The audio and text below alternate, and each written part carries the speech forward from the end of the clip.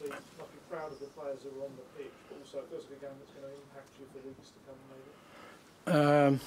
maybe. Yeah, look, it's sort of hard to kind of analyse from a football perspective.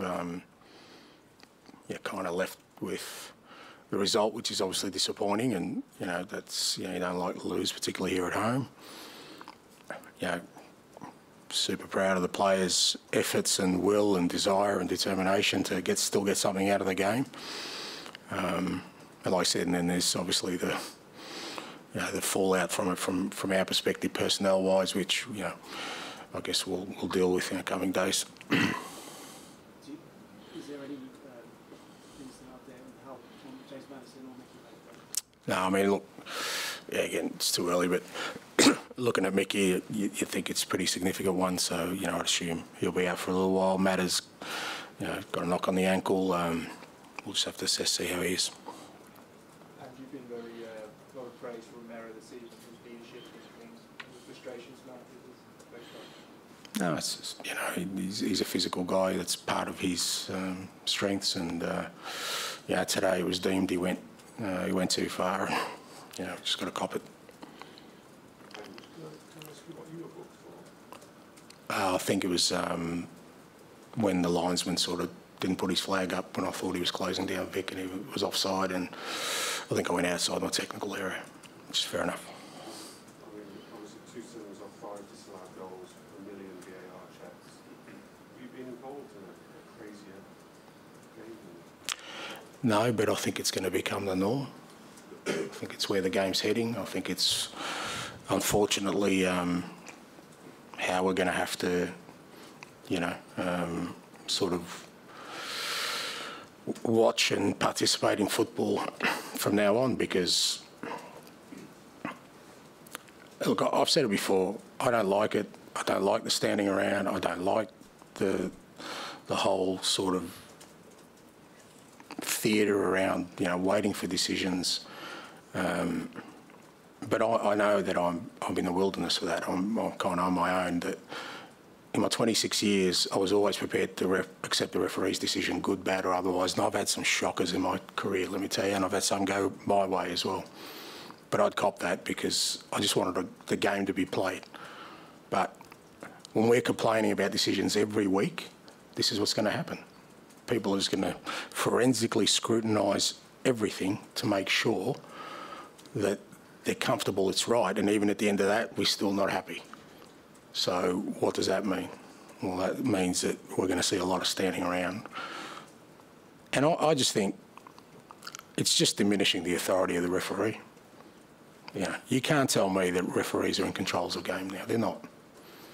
The control is outside of that. So, but that's the way the game's going. So you kind of have to accept that and just try and deal with it.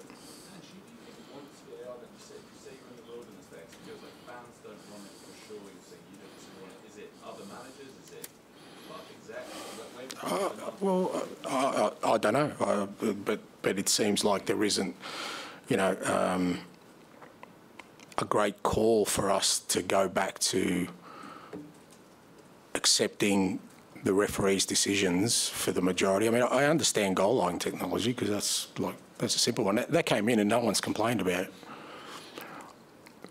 But in searching for this, like I said before, utopia of where there is no wrong decisions in a game, that doesn't exist. It'll never will. So, but that's the road everyone wants to go down. And like I said, some of it's self-inflicted because we all complain about decisions every week. That's not new. We've been complaining decisions. Like I said, I've been doing this for 26 years. I've had managers, and me included, complain about decisions in the past, but we got on with it. We didn't feel the need to, find some miracle cure for it. Now, like I said, I don't think that that's a viable option because we seem to have opened that door, allowed technology. Now we want transparency. I'll guarantee the next thing is we'll have referees mic'd up and explaining decisions. There's plenty of other sports you can watch referees do that. I don't think it's about football, but anyway, it's like I said, I think I'm in the wilderness for that one. Do you think that the Premier League managers should get together through the LMA and try and teach referees how to referee a game? See, that's the problem. That's the problem. Premier League managers should just manage their football clubs. I've never, and I never will, talk to a referee about the rules of the game. I was taught that you grow up and you respect the officials. You know what managers do? I'll tell you what managers do, me included. We try and find ways to bend the rules, to get around them. Tell me what the rule is, and I guarantee you'll have a room full of managers processing how can I get around this. We're not the right people. And I get that people keep saying that. I don't agree with it. What I want is the best officials, always been upskilled to officiate the game. But I think it's so hard for a referee to officiate these days. Their authority is just constantly getting diminished. I just don't know how. Like I said, I grew up afraid of referees. They're a bit like policemen, you know. But nowadays, I guess we talk back to policemen as well. So maybe it's just, like I said, I'm old school, mate. So I'm of a bygone era, and I just love the purity of the game. But that's not what's going on. And I've got part of this is my problem. I've got to embrace it and find a way to work with it. But it goes against everything I want to try in my team. I want my team to play fast, attacking, high tempo, go out at football. If we get a red card and it's a penalty against us, so what? Let's cop it. Let's go again. But then we have to stand around for 2 minutes to figure out whether something was offside or not. Let the linesman make the decision. Remember, it used to be the benefit of the doubt. Do we all remember that? To the striker. We all lived with it.